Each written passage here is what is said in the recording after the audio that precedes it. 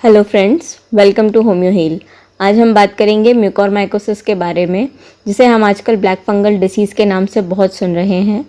कई लोगों के मन में यह प्रश्न आता है कि यदि उनको पहले से कोई फंगल इन्फेक्शन है तो क्या उनको म्यूकोरमाइकोसिस हो सकता है।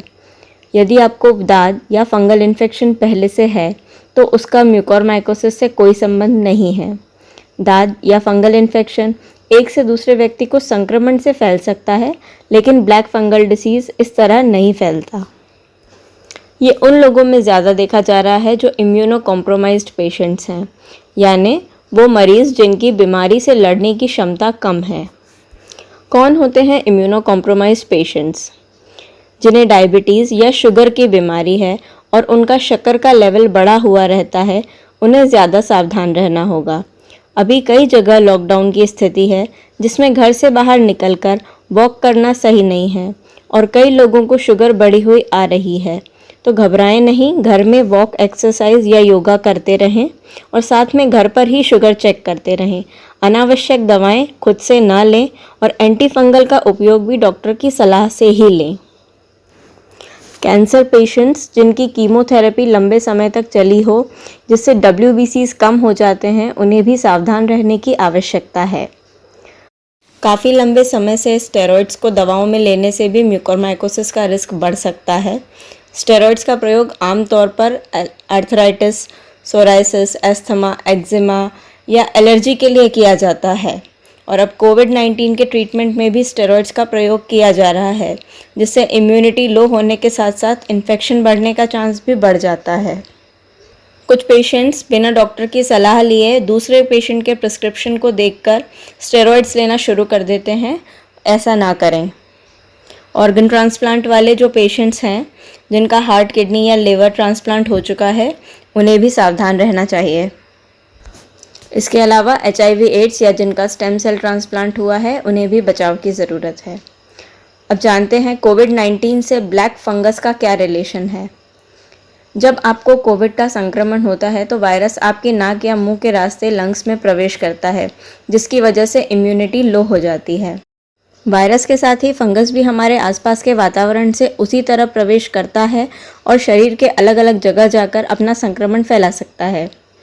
फिलहाल फंगस सबसे ज़्यादा नेज़ल साइनस, जो कि नाक के और आंखों के बीच की जगह है, वहाँ अपना असर ज़्यादा दिखा रहा है, जिसकी वजह से कुछ सिम्टम्स हमें आसानी से दिख रहे हैं, जैसे बुखार के साथ आंखें लाल होना, आंखों से पानी बहना, मुंह में छाले होना या दांतों में दर्द के साथ दांतों की जड़ों का ढीला होना। इसके अलावा केवल नेज़ल साइनस ही नहीं, लंग्स और ब्रेन पर भी खतरनाक असर कर रहा है, जिससे सांस लेने की समस्या कोविड-19 के साथ मिलकर गंभीर रूप ले सकती है। यदि किसी को शरीर में कट लग जाए या किसी पुरानी चोट का घाव या इलाज चल रहा हो तो उन्हें भी सावधान रहना है। यह फंगस घाव के रास्ते भी शरीर में प्रवेश कर सकता है, क्योंकि यह फंगस नमी युक्त मिट्टी या गीले कचरे स्टोर करने वाले डस्टबिन में भी हो सकता है।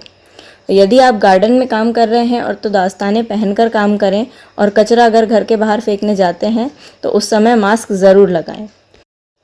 घर में यदि कोई नमी वाला स्थान हो तो उसकी सफाई करते रहें और ध्यान रखें कि वहाँ फंगस ना जमे, क्योंकि यह फंगस भोजन के साथ भी शरीर में चला जाता है तो उल्टियाँ, दस्त या इंटरनल ब्लीडिंग कर सकता है। पुराना या बासी खाना ना खाएं।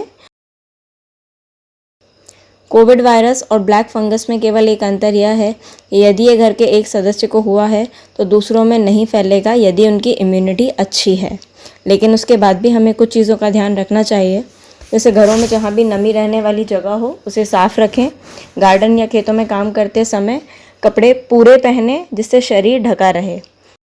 मास्क लगा कर रखें जब भी आप गीली मिट्टी या गीले कचरे या नमी वाली जगह पर हों। इम्यूनो कॉम्प्रोमाइज्ड पेशेंट्स जिन्हें कोविड हुआ हो और स्टेरॉयड थेरेपी या रेमडेसिविर ले चुके हों, आइसोलेटेड रहें और आराम करें। जिन पेशेंट्स को ऑक्सीजन सिलेंडर की आवश्यकता लग रही है, उसके ह्यूमिडिफायर को साफ़ करते रहें, क्योंकि उसमें भी फंगस ग्रो होकर लंग्स तक जा सकता है। यदि आपको नाक बंद होने जैसी समस्या आ रही है, नाक से पानी बह रहा है, आंखें लाल हो रही हैं या आंखों से पानी बह रहा है, मुंह में छाले हो रहे हों या दांतों में कोई तकलीफ़ हो, तो तुरंत अपने डॉक्टर को सभी लक्षण बताकर इलाज करवाएं। सबसे ज़रूरी सलाह यही है कि किसी भी दूसरे पेशेंट का प्रिस्क्रिप्शन देखकर खुद भी वही दवा ना शुरू करें। सभी कोविड केसेस में पॉजिटिव होने पर ज़रूरी नहीं कि एक जैसा ट्रीटमेंट हो। कोई भी एंटी फंगल मेडिसिन बिना डॉक्टर की सलाह के नहीं लें। इम्यूनिटी बढ़ाने के लिए विटामिन सी मेडिकल स्टोर पर इजीली मिल जाती है और घर पर चाहें तो आंवला, संतरे, नींबू यह सब भी विटामिन सी रिच होते हैं, ये भी ले सकते हैं। साथ ही इम्यूनिटी बढ़ाने के लिए अपने डॉक्टर के परामर्श से होम्योपैथी दवाएं भी ले सकते हैं, ये भी पूरी तरह सेफ़ होती हैं। हाथ में कहीं चोट लगने पर भी फंगस के बढ़ने का रिस्क हो सकता है। ऐसे समय पर हाथ धोने के बाद तुरंत साफ तौलिए से हाथ पोंछ लें।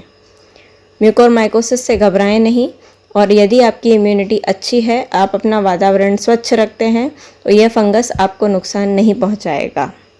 धन्यवाद।